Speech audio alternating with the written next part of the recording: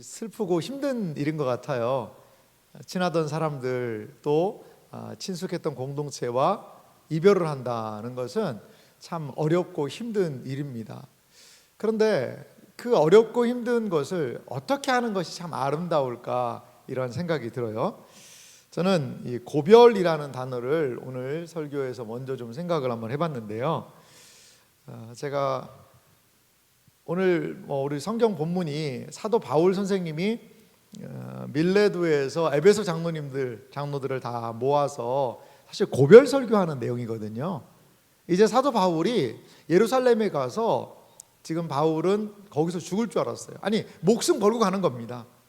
그러니까 더 이상 에베소의 이 분들을 앞으로 못 봅니다. 못 볼 각오하고 가는 거거든요. 죽을 각오하고 가는 겁니다.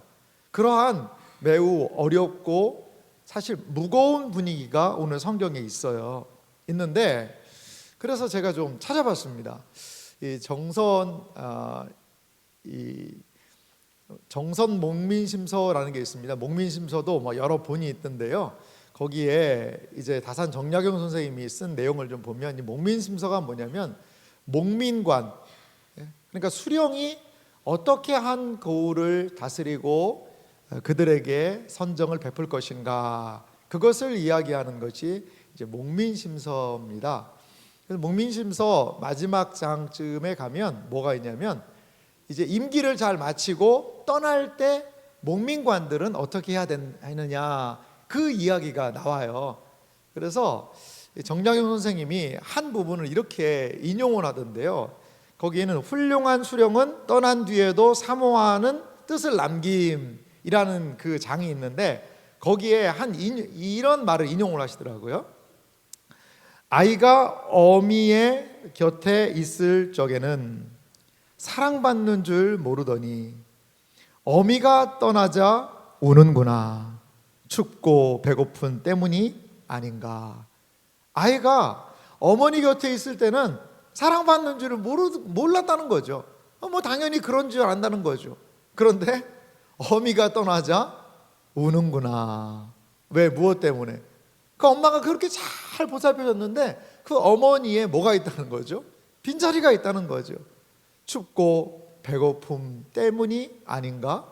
이렇게 그 한 인용문, 어떤 한 사람이 했던 고려시대 때 했던 그 내용이었는데요. 그것을 다산 정약용 선생님이 이렇게 기록으로 남겨놨더라고요. 그러니까 목민관들이 어떻게 해야 된다는 거죠? 마치 어머니가 자녀를 양육하듯이, 어머니가 자기 자녀를 사랑하고 그리고 돌보듯이 그렇게 목민관으로서 잘 섬겨야 된다라는 것을 다산 정약용 선생님은 목민심서를 통해서 남겨놓았습니다. 여러분, 이것은 우리도 마찬가지인 것 같아요. 우리는 주님의 몸된 교회를 섬기고 있고요, 이 모양 저 모양으로 몸된 교회 구석구석을, 영혼들을 섬기고 하는 그런 섬김의 자세가 분명히 있습니다. 존 칼빈 선생님은요, 교회를 뭐라고 그랬느냐, 교회는 어머니와 같다고 그랬어요. 어머니가 자녀를 양육하듯이 신자들을 양육하고 섬기고 돌보는 것이 교회다라고 이야기를 했습니다. 교회의 복이 무엇일까요? 그것은 바로 좋은 지도자와의 만남이 아닐까요? 이것은 만고불변의 법칙인 것 같습니다. 그렇습니다. 사도 바울은 이렇게 고별을 하고 있습니다. 이들과 에베소 장로들과 고별을 하고 이제 우리가 다시 못 볼 줄 안다라는 말과 함께 사명의 길을 걸어 나아가고 있는 것을 볼 수 있습니다. 이러한 사도 바울의 고별, 그리고 이러한 진중함, 죽음을 무릅쓰고 사명으로 나아가면서 밀레도에서 에베소 장로들에게 했던 그 이야기, 그것의 중심, 고별의 이야기를 저는 한 몇 가지로 오늘 살펴보기 원합니다. 먼저 이들에게 고별 설교를 하면서 사도 바울이 강조하는 바가 있습니다. 그것은 조심하라는 것입니다. 조심하십시오. 조심하라는 거죠. 그럼 뭐를 조심해야 될까요?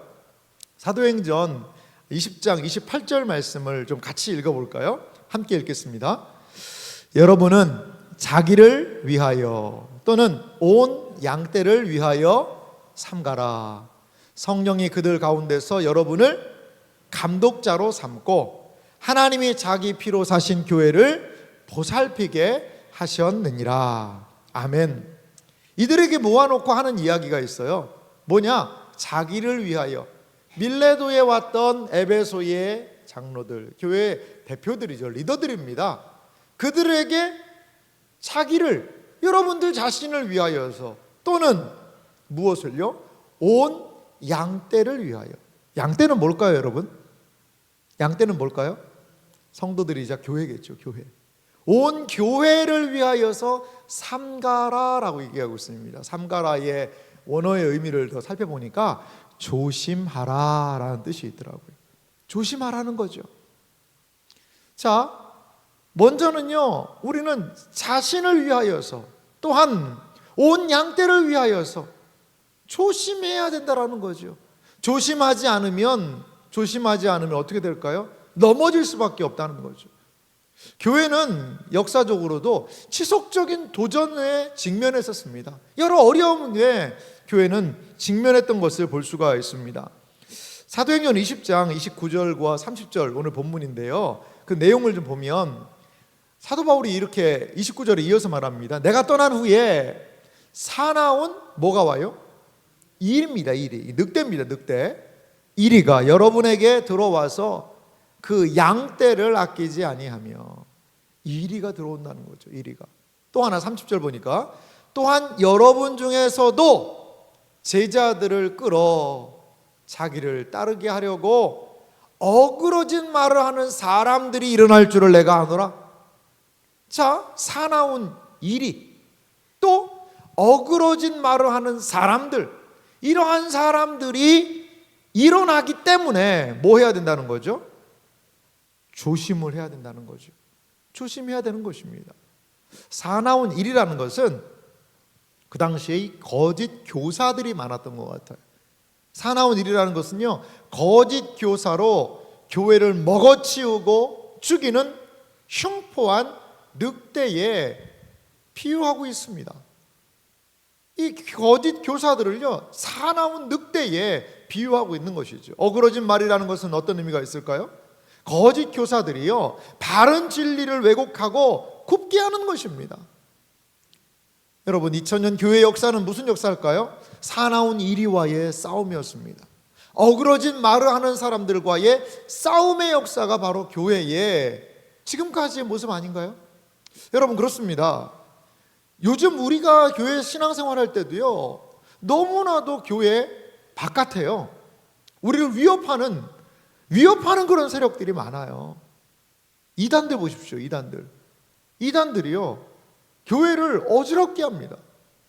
예전에 이단들은요, 자기들끼리 곱게, 곱게는 아닙니다. 그러니까 자기들끼리 하여간 놀았어요. 근데 요즘 이단들은 어떻죠? 정말 교회로 들어옵니다. 겁없이 들어옵니다. 교회로 들어와서 교회를 분열시키고, 그리고 교회의 사람들을 포섭해서 목사를, 자기들을 우호하는 그러한 사람들을 세우는 일들이 실제적으로 일어났다는 거예요. 실제적으로.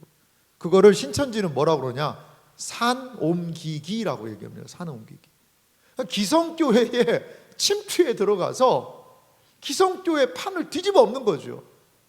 길게는요, 5년까지도 아주 잠입해가지고 들어간다는 거죠. 교회 한 사람이 왔는데 처음에는 조용히 신앙생활 차분히 하다가 열심히 하고 하니까 교회에서 여러 가지를 맡기고, 그러면 점점 자기 본색을 드러나고 사람들을 빼돌리고 사람들을 포섭하고, 그리고 목회자를 흔들고, 그래서 목회자를 쫓아내고 신천지 목사들을 수소문해가지고 거기에 세우기도 하고 하는 이런 일들이 지금도 일어나고 있습니다. 여러분, 지금도. 여러분, 조심해야 합니다. 정말 진리의 말씀 안에 분별하고 깨어있지 않으면 지금도 우리는 이리들이 역사하는 것들을 볼 수 있는 시대가 지금 이 시대가 아닌가 생각이 들어요.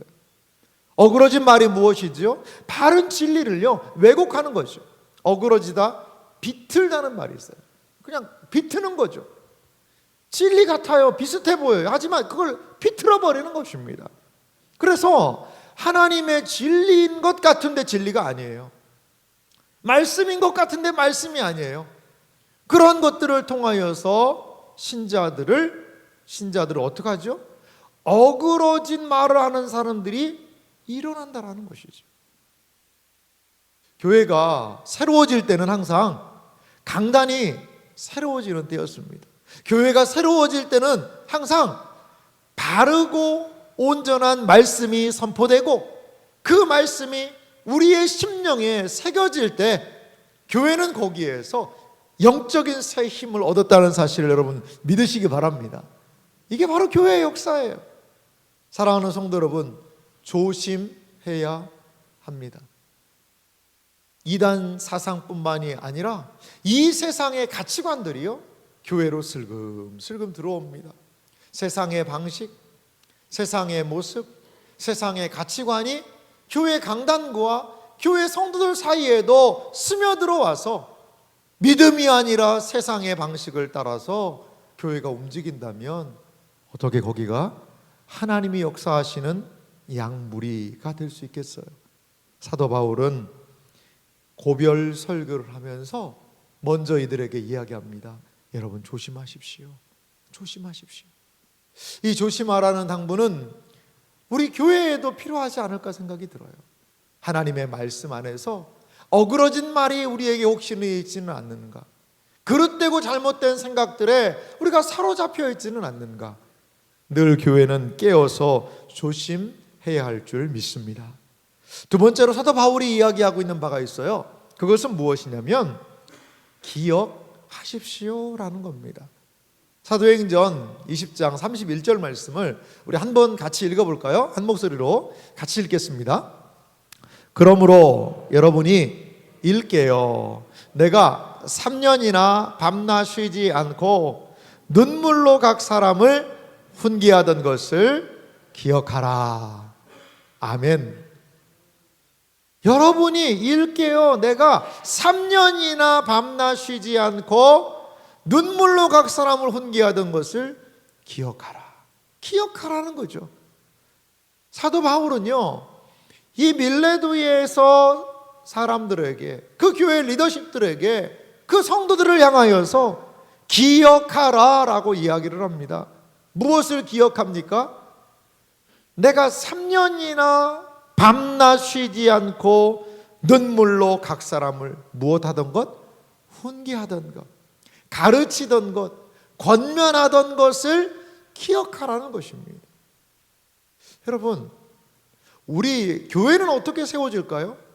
기억 위에 세워지는 겁니다. 우리 신자의 삶은 어떻게 세워질까요? 여러분, 우리의 일상이 어떻게 온전하게 세워질 수 있을까요? 기억해야 됩니다. 하나님의 말씀이 생각나야 합니다. 내 마음속에 죄를 저지르려는 생각이 들 때에도 갑자기 하나님의 말씀이 생각이 나는 거죠. 툭 하고 말씀이 튀어오르는 거죠. 그러면 막아낼 수 있어요. 그러면 참을 수 있습니다. 내 욕망과 내 모습은 그 모든 것들을 다 분출하고 쏟아내겠지만 하나님의 말씀이 브레이크를 거는 거죠. 주의 말씀은 내 길의 빛이요 내 발의 등이니이다.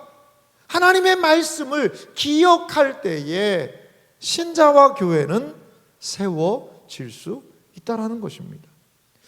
데살로니가 전서에 보면 사도 바울의 권면이 이렇게 등장을 합니다. 제가 한번 읽어볼게요. 또 형제들아 너희를 권면하노니 게으른 자들을 권계하며 마음이 약한 자들을 격려하고 힘이 없는 자들을 붙들어 주며 모든 사람에게 오래 참으라. 이것이 데살로니가 성도들을 향한 사도 바울의 권면이었습니다. 사도 바울은 이렇게 주님의 말씀을 가지고 성도들을 권면합니다. 말씀이 그들을 세울 수 있도록, 말씀이 그들을 온전히 붙잡아 줄 수 있도록. 사랑하는 성도 여러분, 우리는 말씀을 기억해야 돼요. 그래서요, 저는 성경을 암송하는 게요 큰 저는 힘이라고 봐요. 여러분, 참 언제 한번 꼭 하고 싶은 게 참 많습니다만, 죄송합니다만 성경 암송대회 같은 거 한번 해보고 싶어요, 우리도. 그래서 우리 세안교회 성도님의 암송 59절 그래가지고 막 암송 같이 한번 하고, 그리고 격려도 하고, 그리고 주여도 나왔네요. 주여도. 이제 다음 세대 주일학교에서 제가 진짜 하고 싶은 게 암송 장학금 이런 거 줬으면 좋겠어요. 암송 장학금. 그래서 주일학교 아이들을요 한 109절을 암송하게 하는 거예요. 109절 다 암송하면 암송 장학금을 교회에 주는 거죠. 암송 장학금을. 그래서 딱 오후 예배 때 와가지고 109절 막 암송을 하는 거죠. 암송 장학금도 좀 주고 건면하고. 사실 그 어린 나이 때는 이 암송을 더 잘하잖아요. 이게 좀 자랑하면 안 되는데, 예. 그래서 그 노회의 성경 암송 대회를 예전에 서울에 있을 때 좀 했었거든요. 그래서 마태복음 6장을 암송을 전체를 하더라고요. 그래서 저희 아이를 한번 유치원 때 보내본 적이 있어요. 하더라고요. 정말 못할 줄 알았거든요. 근데 하더라고요. 물론 하면 뭘 주겠다고 제가 얘기를 했어요 그때. 예. 그런데 하더라고요. 그래가지고 그 성취감을 느끼기도 하고 그렇게 하더라는 거죠. 예. 여러분, 하나님의 말씀을요 묵상하십시오. 그리고 암송하십시오. 제자 훈련하면서 약 30개의 성경 구절을 암송하거든요. 암송하는데 사실 우리 장로님들 때는 그거를 참 못했는데 우리 권사님들 때부터 한 게 있습니다. 뭐냐면 그 암송을 누적 암송을 하는 거예요. 처음에는 1번 하나만 암송을 합니다. 그 다음 주에는 2개를 암송해요. 그 다음 주에는요 3개를 암송합니다. 나중에는요 마지막 30주에는 30개를 다 암송하는 거예요. 처음부터 끝까지. 시간 많이 걸리잖아요. 한 5분밖에 안 걸립니다. 5분밖에 안 걸립니다. 계속 막 암송을 하는 거죠. 그렇습니다. 하나님의 말씀을 암송하는 것에 너무나 큰 유익이 있어요. 주의 말씀을, 교훈을 기억하는 것, 암송보다 더 좋은 기억이 어디 있겠어요. 저도 기도할 때마다 하나님의 말씀을 눈 감고 조용히 암송하면서 기도할 때 주시는 은혜가 있는 것 같아요. 내가 산을 향하여 눈을 들리라. 나의 도움이 어디서 올꼬. 나의 도움이 천지를 지으신 여호와에게서로다. 주님 도와주십시오. 말씀을 붙잡고 기도하는 것보다 강력한 기도가 어디 있겠어요. 사랑하는 성도 여러분, 밀레도에 모인 이 장로들은 사도 바울의 권면을, 훈계를, 교훈을 기억해야 했습니다. 기억해야 설 수 있는 거예요. 기억해야 이길 수 있는 겁니다. 기억해야 인내할 수 있는 것입니다. 사랑하는 성도 여러분, 주의 교훈이, 주의 말씀이 우리의 마음의 심령에 새겨져서 기억할 수 있기를 주님의 이름으로 축원합니다. 그리고 암송도 할 수 있기를 주님의 이름으로 간절히 소망합니다. 예, 아멘 소리가 거의 비슷했습니다. 감사합니다. 그렇습니다. 사도 바울이 권면하는 거예요. 이렇게 사도 바울은 조심해라 라고 권면하고 기억해라 라고 지금 권면하고 있습니다. 기억해야 굳게 설 수 있는 것이지요. 그리고 마지막으로 또 하나 우리가 살펴볼 수 있는 것은 무엇이냐면 사도 바울은요 부탁합니다. 부탁해요. 이 밀레도에 온 에베소의 교회 리더들에게 부탁하는 것이 아닙니다. 사도 바울은 마지막 이 고별 설교를 하면서 한 부탁을 해요. 무슨 부탁일까요? 보십시오. 32절입니다. 지금 내가 여러분을 주와 및 그의 은혜의 말씀에 부탁하노니. 자, 누구에게 부탁하는 거죠? 주와. 여러분, 주 하면 누구를 얘기하는 거죠? 보통은 예수님을 많이 이야기합니다. 주님 하면서. 근데 원어의 의미를 보면 이거는요 하나님이에요. 하나님이. 하나님과 및 하나님의 은혜의 말씀에 부탁한다라는 거죠. 누구를요? 이 지금 모여있는 그 리더십들을 말입니다. 그 말씀이 여러분을 능히 든든히 세우사 거룩하게 하심을 입은 모든 자 가운데 기업이 있게 하시리라. 아멘. 사랑하는 성도 여러분, 사도 바울은 어떻습니까? 이제 떠나야 돼요. 사도 바울은요, 이제 더 이상 이 에베소 교회를 돌볼 수가 없어요. 왜? 무엇 때문에요? 아니, 내 사명이 있어요. 사명이 있어서 지금 걸어가고 있는데 예루살렘에서 그는 죽을 수밖에 없어요. 지금 예루살렘 죽으러 가는 겁니다. 그 사명을 따라서 성령에 매여서 지금 죽으러 가는 겁니다. 마치 누구처럼요? 예수님께서 예루살렘을 향하여서 그리고 골고다를 향하여서 죽으러 가시잖아요. 마찬가지로 사도 바울도 예루살렘을 향하여서 거기에서 환난, 핍박, 죽음이 기다린다 하더라도요, 성령에 매여서 예수님처럼 예루살렘으로 가고 있는 거죠. 누가요? 사도 바울이 말이죠. 더 이상 이제 이 에베소 교회를 돌볼 수가 없어요. 돌볼 수 없어요. 그런데 사도 바울이 이제 나 떠나면 니네 끝장이다. 나 떠나면 니네 어떡할래? 그렇게 이야기하지 않잖아요. 부탁한다는 거죠. 누구에게? 하나님과 그 하나님의 말씀에게 부탁한다라는 거죠. 부탁한다라는 거죠. 바울은 할 수 없어요. 바울은 떠나야 합니다. 바울은 고별이에요. say goodbye예요. 하고 싶어도 못해요. 그런데 무엇이 에베소 교회를 세웁니까? 무엇이 이들을 세울 수가 있습니까? 그것은 그의 주님의 하나님의 은혜의 말씀이 그들을 든든하게 세우게 될 줄 여러분 믿으시기 바랍니다. 여러분 이걸 기억하셔야 돼요. 이걸 기억하셔야 돼요. 우리가요 모든 것들을 다 할 수 없습니다. 목사 한 사람이, 우리 리더십들이, 교회 리더들이요 모든 것을 다 할 수 없어요. 때로 하던 일들을 내려놓아야 할 때도 있습니다. 주님의 손에 맡겨드려야 될 때도 있습니다. 우리가 모든 리더십들이 겸손하게 기억해야 되는 가장 중요한 한 가지 사실, 주와 및 그 은혜의 말씀께 부탁하는 정신이 우리에게 필요하다라는 거죠. 이것은 아이고 나 모르겠다, 주님이 알아서 하십시오, 회피가 아닙니다.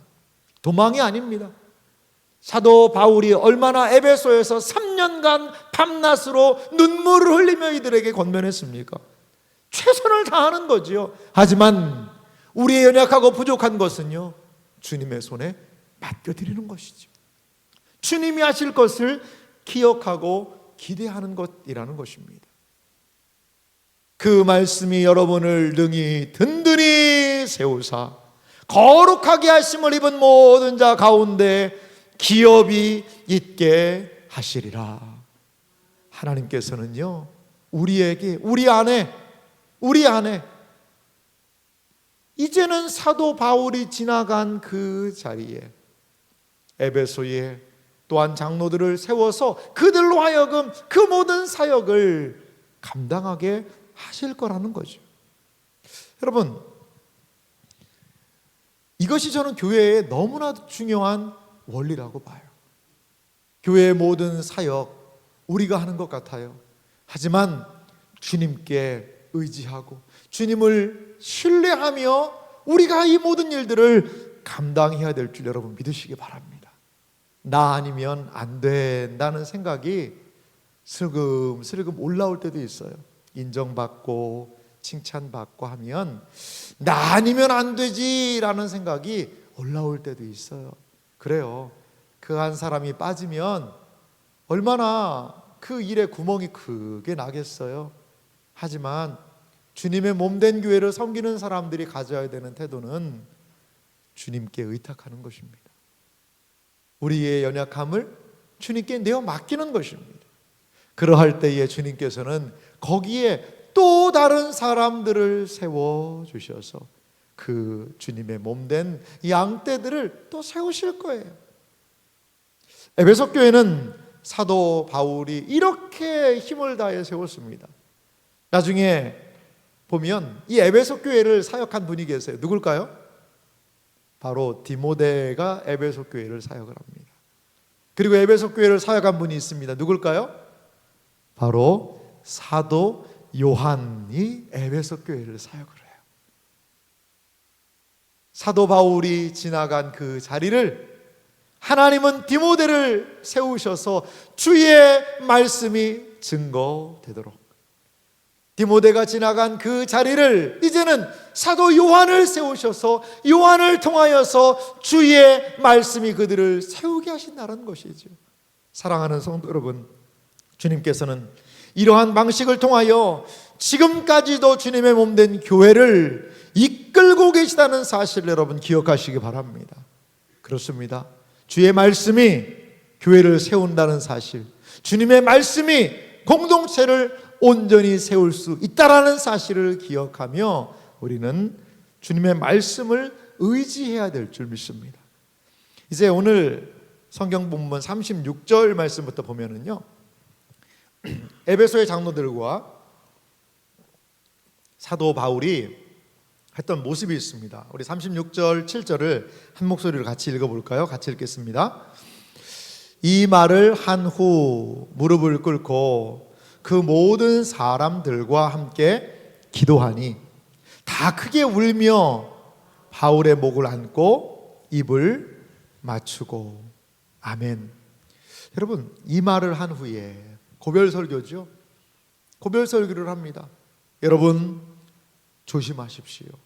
여러분 기억하십시오.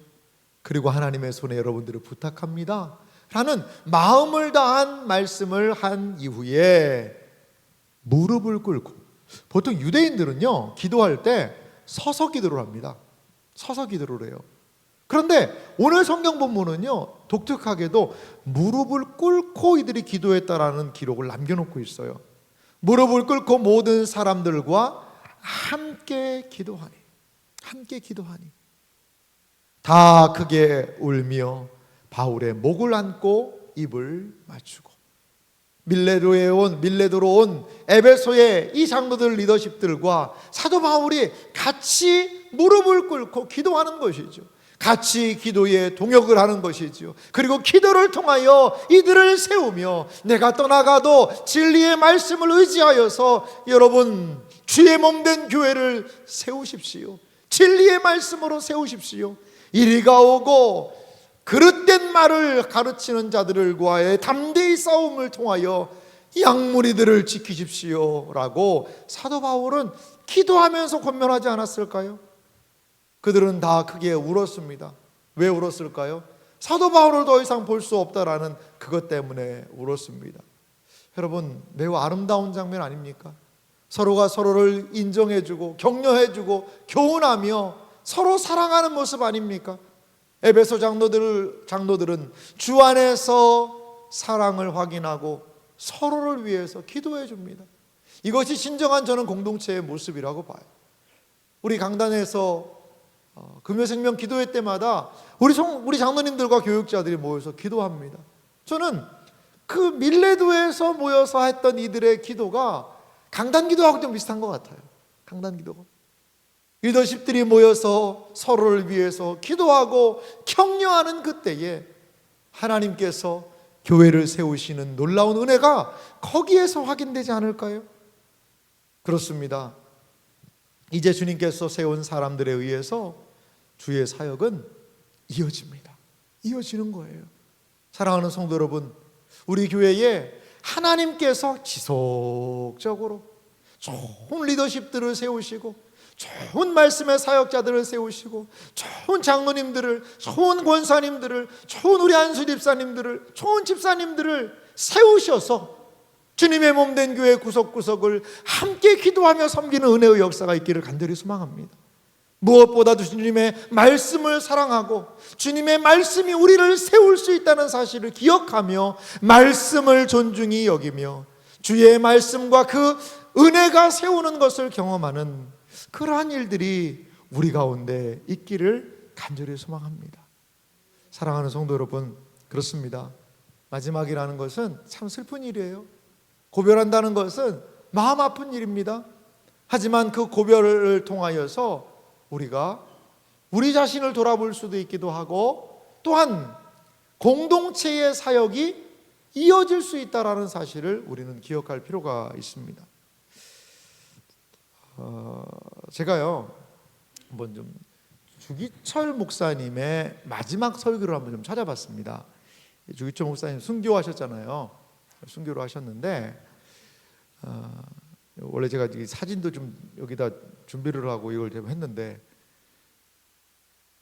설교를 하러 가려고 다시 봤더니 이게 파일이 다 날아가 버렸더라고요. 제가 너무 당황스러워가지고 제가 오늘 이거 설교를 2번 만든 겁니다. 2번 다시 만들어가지고 이제 가려고 마지막 원고를 딱 정리하고 이렇게 딱 왔는데 이게 제가 만들어 놓은 게 다 어디로 갔나 없어져가지고 제가 너무 당황이 돼가지고 막 여기다 사진도 좀 붙여놓고 제가 다 했는데 이걸 다시 막 만드느라고 제가 아이고 얼굴이 그냥 막 약간 노래지더라고요 정말.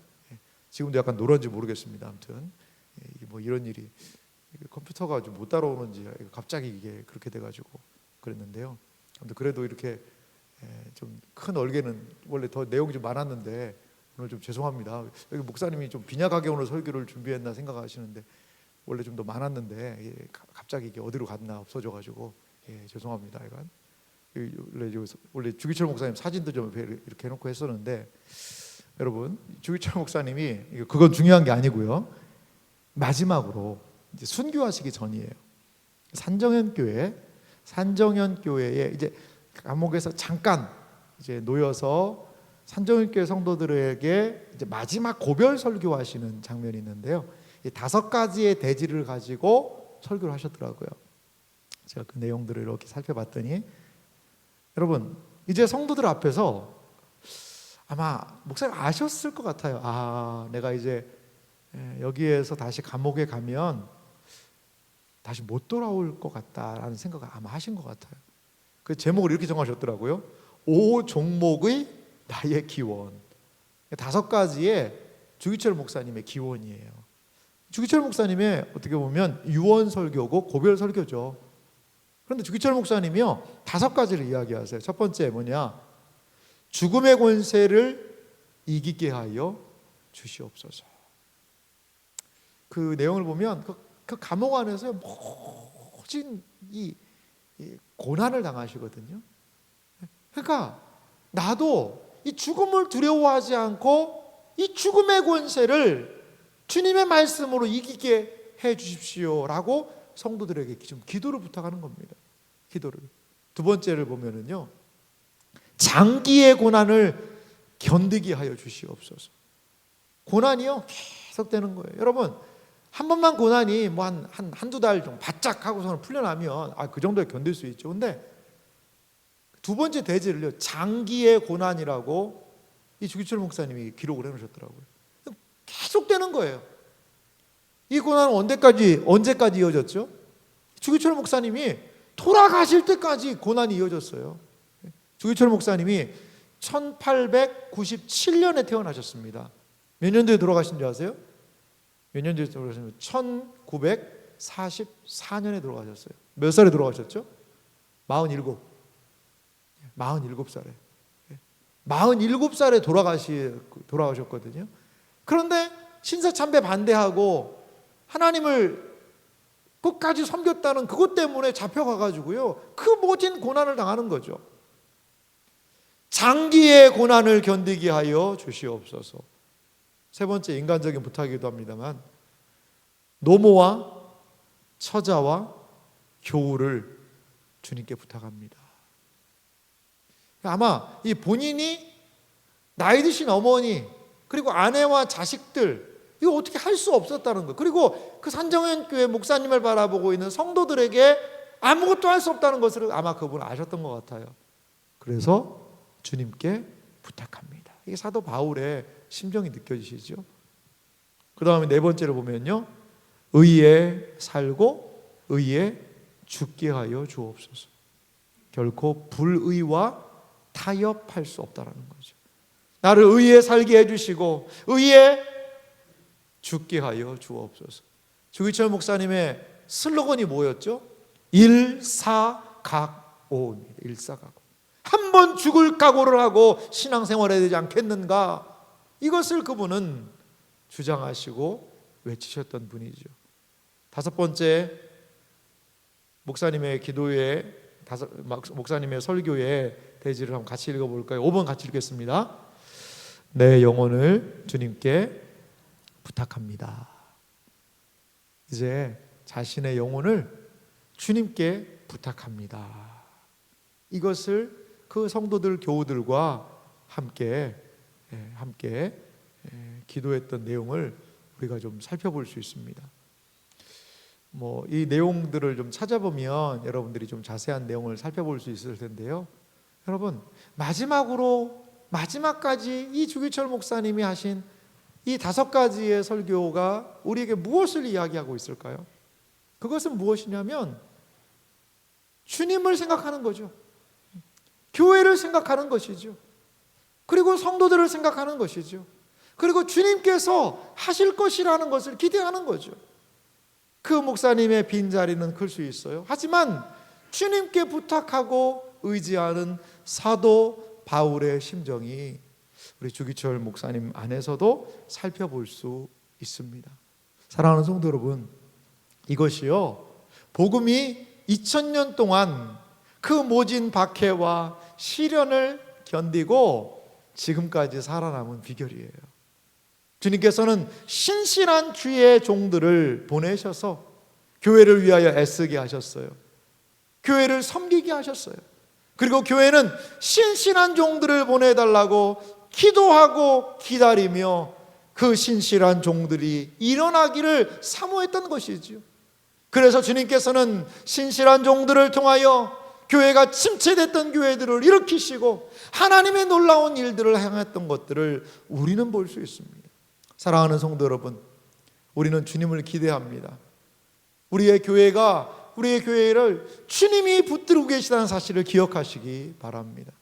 주님께서 말씀의 사역자들을, 또한 신실한 주의 백성들을, 주의 리더십들을 우리 교회에 더욱더 풍성하게 하셔서 사도 바울이 이 에베소의 장로들에게 했던 이 놀라운 말씀처럼 우리 안에서도 진리의 말씀이 우리를 더욱더 든든히 세워서 몸된 교회가 주님 안에서 굳건하게 세워지는 것들을 우리가 함께 경험하기를 간절히 소망합니다. 고별은 슬픈 일입니다. 하지만 고별을 통하여서 주님의 역사는 이어지고 주님의 역사는 더욱더 선명하게 그들의 마음에 새겨진 줄 믿습니다. 이러한 놀라운 은혜, 하나님의 말씀에 대한 기대가 우리 모두에게 있기를 주님의 이름으로 축원합니다.